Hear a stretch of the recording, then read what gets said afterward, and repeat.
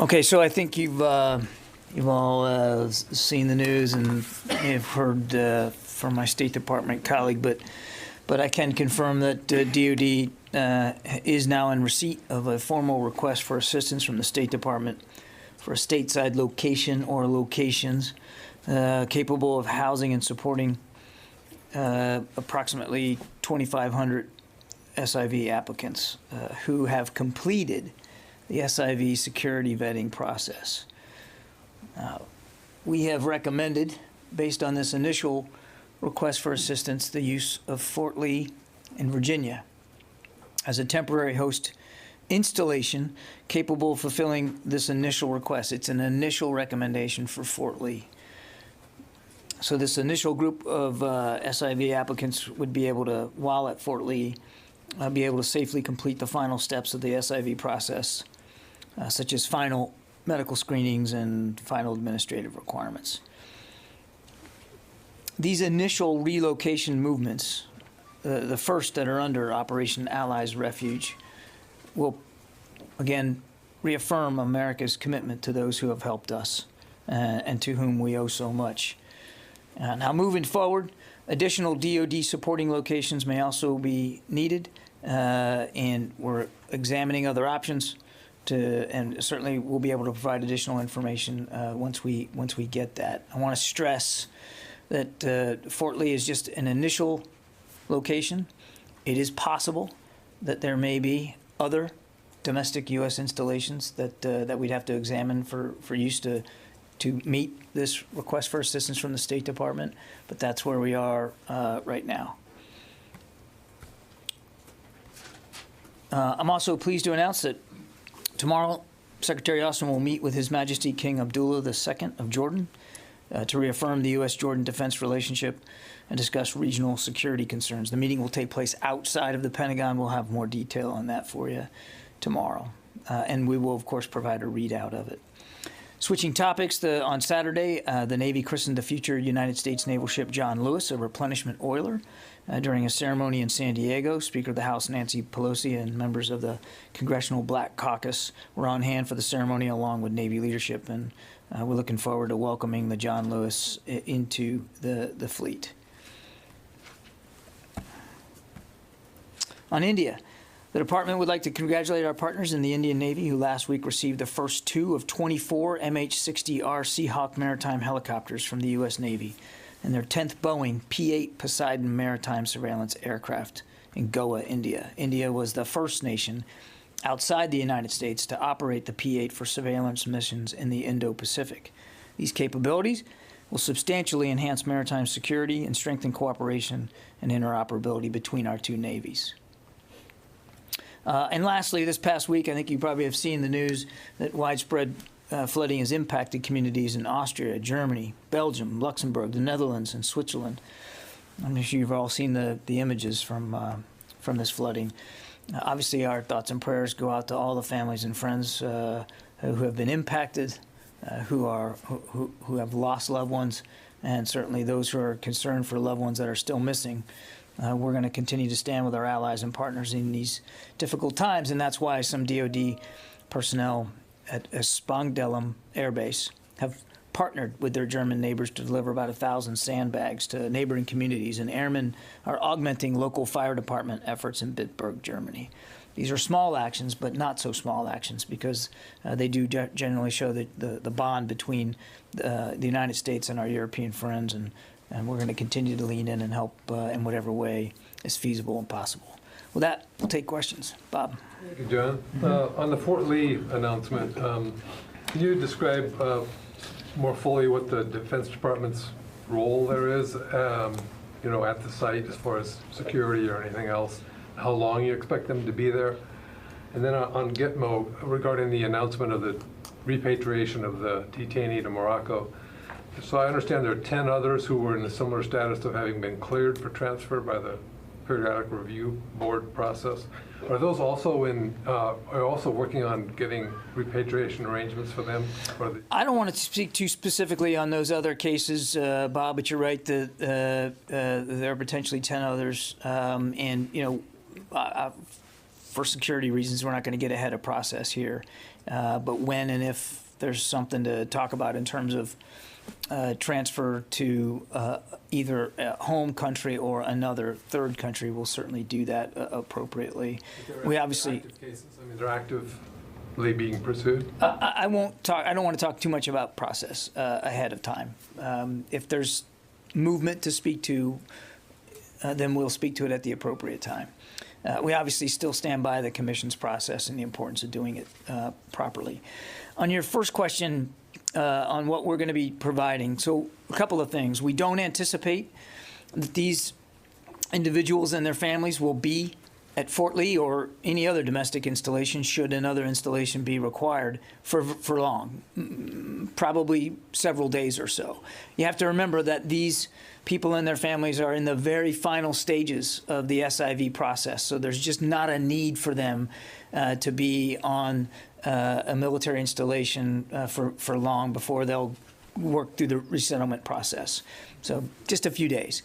In those few days, the request for assistance from the State Department that we have reviewed and the Secretary has approved will include obviously appropriate housing for both individuals and families,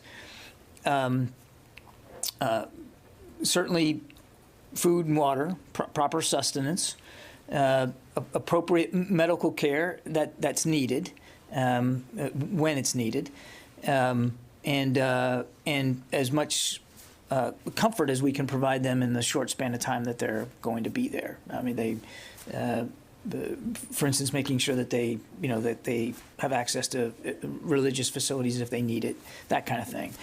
But again, really short period of time, so it's important to scope that kind of support. So you're not building new housing of any kind? No, not at all. When do you expect them to start arriving?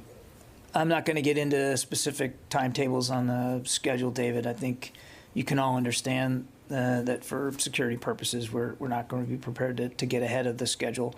But obviously, when they have arrived safely, we'll certainly be able to speak to it at that time. Tara?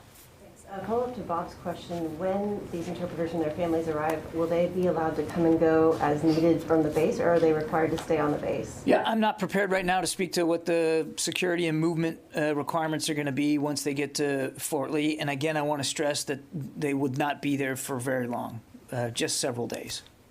And have there been any agreements made between state and DoD about who is paying for this, or is DoD paying for the housing and feeding and everything like that? The way I understand the arrangement is that the State Department will work with OMB for appropriate funding for this. John? Yeah. As far as the numbers, you mentioned 2,500. So a portion of that 2,500 would be at Fort Lee. Is that how it's going to work? No, Fort Lee is the initial location that we're sited on right now. As my colleague at the State Department said earlier, this first group of 2,500 consists of 700 that qualify for the SIV program, and then the remainder are their families. So that's how you get to 2,500. 700 in the program plus their families get you to about 2,500. I don't know that, Tom. What I can tell you is the initial group will go to Fort Lee, and then we are keeping open the possibility that there may have to be another site or sites available to handle the rest. I don't know. Besides the domestic U.S. Military facilities, are you still looking overseas at U.S. military bases? We are. We are still considering overseas locations. These would be, as we've said before, places at which those individuals and families who haven't gone as far in the SIV process as these initial 2,500 have. So there's additional security vetting that has to be done, for instance. And so they would be temporarily relocated outside the continental United States but before coming in for resettlement. Okay? Let me get up to somebody on the phone. I haven't done that at all here. Stephen Losey, military.com. My question was answered. Thank you very much. Okay, Laura Seligman, Politico. Hey, John, just to follow up on the SIV question, it sounds like this is a very small slice of the SIV applicants that would be eligible to stay on a U.S. military base in the continental United States. Do you have an estimate of how many other more how many more of these people and their families would be eligible to stay at this same location or a different location in the next couple weeks or months? At this time, Laura. Janie? Thank you, John. I have two questions. First question is, the U.S. and South Korea Cyber Working Group was launched last week to protect defense technology and the military operation disturbances. Do you have anything on that? I The second don't. question. I'll take the question. Okay, thank you. That's what you said. And the second question, there are reports that the North Korean cyber agents are based in China, and these are their cooperation with the Chinese government. Therefore, China and North Korea conduct malicious cyber activities together.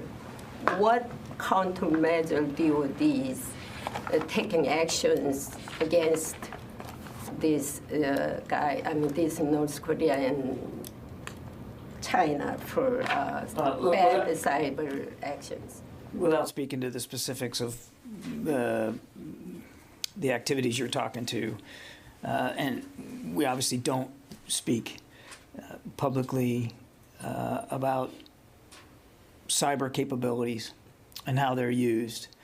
All I can assure you is that the department is a part of the interagency discussion about how to respond and to cyber attacks and how to become more resilient as a government, as a society, with respect to cybersecurity. And we have a range of capabilities at our disposal to do that, but I don't have anything specific to talk to. Anything at the DoD damages from North Korea or Chinese I don't have anything cyber on- attacks?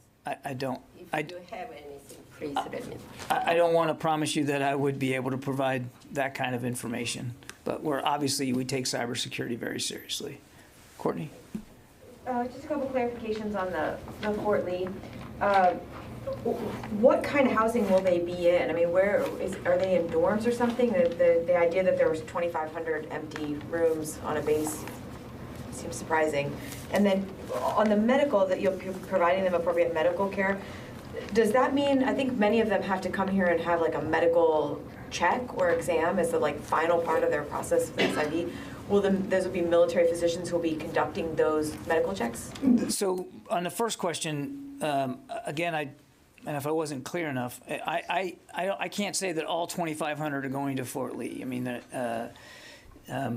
you can expect that they most likely all won't arrive together on the same day. That's a pretty big number.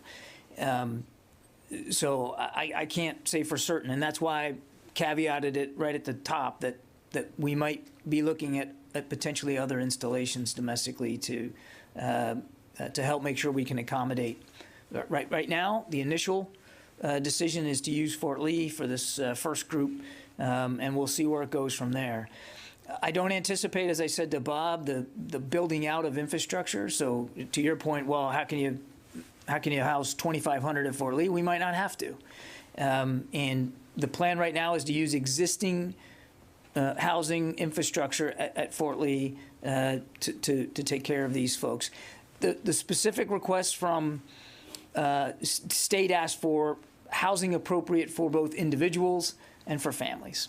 And so we're going to, after looking at what we could do, Fort Lee seemed appropriate to be able to meet that initial request for this initial group to be able to house both individuals and families. In the medical piece? So again, these are individuals that have gone through almost all the steps in the SIV. There's very little left.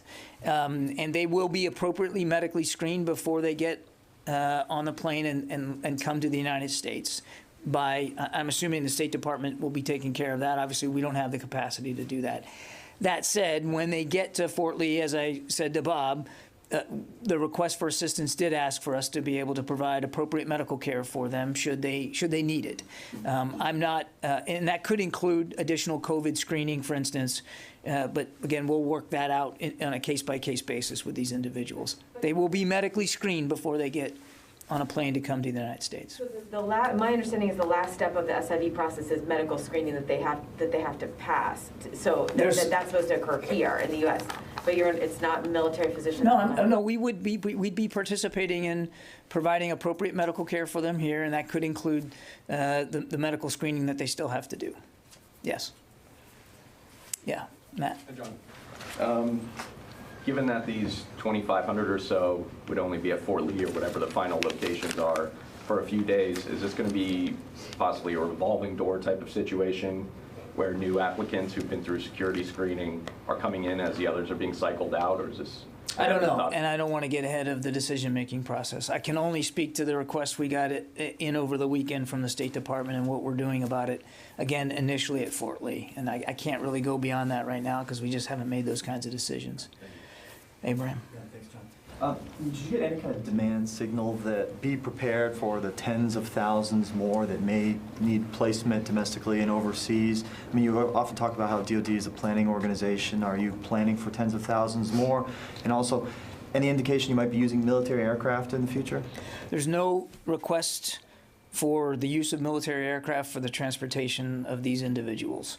And as for planning for, tens of thousands, I think we've talked about this before, Abraham. We're mindful of the large number that are in the SIV program right now at various stages.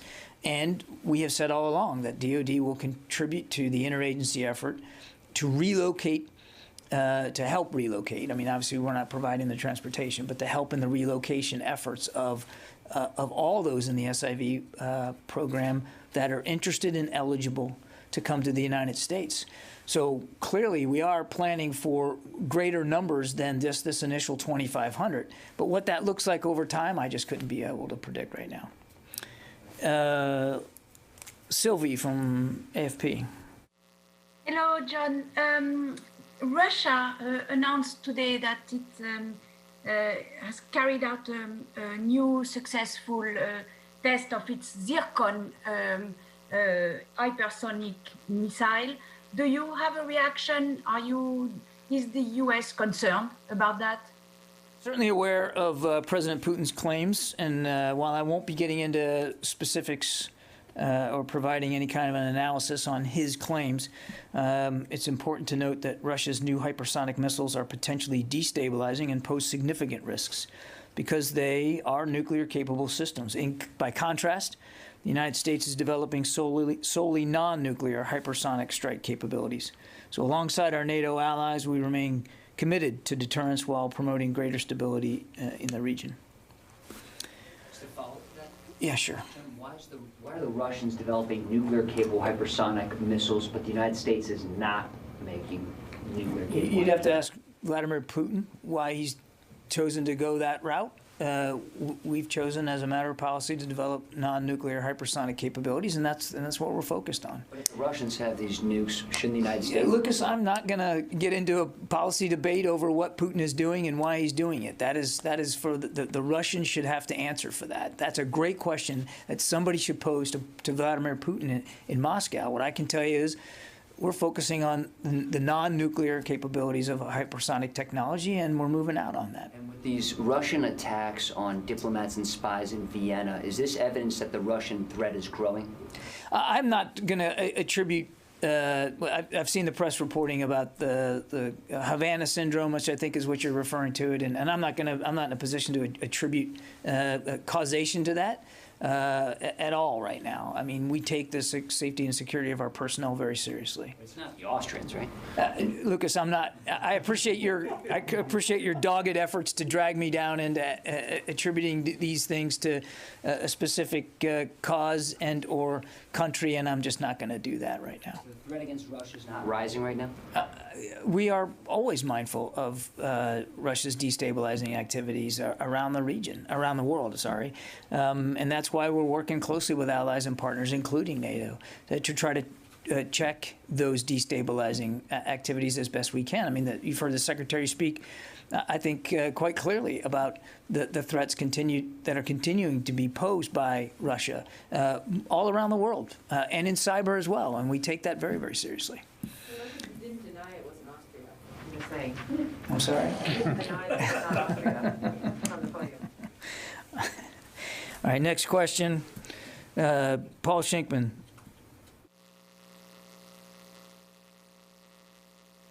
My question was already asked, John. Thank you. Thank you. Tom Squateri. Hey, John, good afternoon. Thanks. Without addressing specifically, how would you characterize the prowess and acumen of the DoD cyber capabilities? I heard your response earlier, but I was wondering if you can would you call it robust, extraordinary, counterintuitive? How would you describe it in a general way, please? Thanks. Tom, I'd say robust is a pretty good adjective. We're very confident that we have significant cyber capability, and those capabilities continue to advance every year. And again, we won't talk about those with great specificity, but I do. I believe the Secretary is very comfortable. He had visited Cyber Command not long ago. In fact, took his French counterpart up there a week or so ago, and he remains very impressed by the capability that we have in the cyber realm. And Tom, while I'm on it, something's been bugging me since the last time you and I had an exchange. I think it was a gaggle, and you said I rebuked you, and and I bristled at that. But you know what? You were right. I did not treat you with the respect that you deserve for a very fair question, and I wanted to apologize to you for that. That's very kind of you to say. You're a great guy, and I think you're swell. Thanks, Tom. I think you're swell, too. Yes, sir. Thank you, Mr. Speaker. I would like to back to Afghanistan and more detail about Turkey role. So what will Turkey do in Afghanistan? And will Turkey take over security at Afghanistan main airport? Because, as you know, Turkish Defense Minister Akar and Secretary Austin have talked a couple times on the phone. They had a meeting on NATO in Belgium. So what is the latest news about, because you are close 31st August, so what will be the next with the Turkey? We remain grateful that Turkey has agreed to lead the security efforts at Hamid Karzai International Airport. And as we've said all along, security there is going to be critical to our ability and any nation's ability to have a diplomatic presence in Kabul. President Biden has been very clear that we are going to have that kind of diplomatic presence there. So we need to make sure that the airport is appropriately secure. The Secretary has had numerous conversations with his Turkish counterpart about their efforts. We are still in discussions with the Turks about some of the final modalities and details of exactly what that's going to look like. But again, we're grateful that Turkey has agreed to step up and maintain leadership of that mission. Again, what exactly it's going to look like, we're still working our way through that. What about, is it just airport or will be the couple place Turkish force? We're talking about airport at the security. We're talking about security at the airport. Sorry. Just the airport. Yeah, we're talking about security at Hamid Karzai International Airport. I'm not sure what other answer you are expecting. Okay, I want to learn just the airport. Maybe different area. The Turkish force will be there. I can't speak for the Turkish military. I mean that's probably a question better posed to them. They have agreed to lead security at the airport. There are some details that still need to be worked out. We know how important it is there because we want to have a diplomatic presence in Kabul, and so we're working that out with them. And as we've said all along, that our remaining force presence in Afghanistan, that they will be there to protect and defend the work of our diplomats and to help provide security at the airport. So there'll be some U.S. support there, but all the details of everything that's required is still being worked out with the Turks right now. Tara. One follow-up on the SIV. Why was Fort Lee chosen as opposed to another facility? Is it because of its proximity to the State Department, or was it just available space? Why Fort Lee? There was a lot of factors that went into Fort Lee, and I would argue that, again, I want to stress it's just the initial recommendation that we're making. There could be others. It comes down to infrastructure and appropriate support, medical sustenance support. It just made a lot of sense for a lot of different reasons. But we're going to continue to evaluate this broader request for assistance as we go forward. Right now, our initial recommendation to the State Department was to use Fort Lee, and then again we'll see where it goes from there. Is it still going to be called Fort Lee by the time the interpreters arrive? I don't have any update for you on the base naming commission, but my expectation is that the name will not be changing that rapidly, Lucas. Yes. Oh, hey, Brian. Hardly recognize you back there. Good to see you. Quick follow-up. The applicants that are going to Fort Lee, do they know they're going to Fort Lee, and do they know where they're going after they're processed there? You'd have to ask the State Department, Brian. That's beyond the scope of our support for this. I don't know. Mike? Hey, John, I was wondering if you could say what the status is of the funding challenges for the National Guard over the Capitol Hill operations. And if this thing drags on for too long, what impact might it have on overall DoD operations? Yeah, so I think you've seen the National Guard speak to this. They use their funding for operations and maintenance as well as some of its pay accounts to basically front load the money to support their capital mission. And so if they don't get relief for this, the Guard's going to have to look at curtailing curtailing completely or drastically reducing their drill weekends, not only in August but also September, annual training as well as some operational maintenance. And then for more detail, I think the Guard can help you out. But, you know, there's a potential real impact on their readiness. And you don't have to look very far, and I know you know this being a former soldier, about how important the Guard is just around the country. We've got wildfires, hurricane season's coming. It's already shaping up to be a busy summer for them. They have other demands on their time and their talents and their capabilities. So a degradation to their readiness and their ability to train is not good for the country and not good for the fellow citizens that they serve. And what's the chance the chairman is going to come and speak to us anytime soon? You'd have to speak to the chairman's staff for that. Yeah. I got time for a couple more. Jeff Shogel? Thank you. You had mentioned that at Fort Lee, the Afghans would be on existing housing. Is that, are we talking about barracks? And also, just so I understand, are you saying that all 2,500 Afghans could go somewhere other than Fort Lee, or a portion could go to Fort Lee and the rest could go elsewhere? I think it's more the latter, Jeff. I mean, again, we're still working our way through exactly how we're going to meet this request for assistance.